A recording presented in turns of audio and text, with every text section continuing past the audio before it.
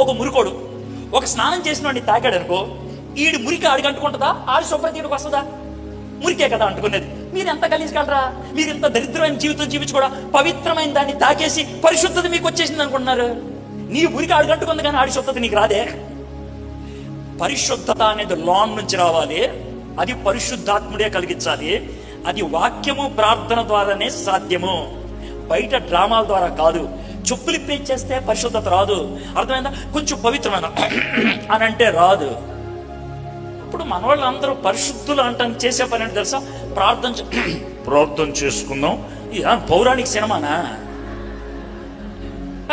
కాదండి. ఇప్పుడు దాకా మాట్లాడినప్పుడు ఒక భాష ఉంటది.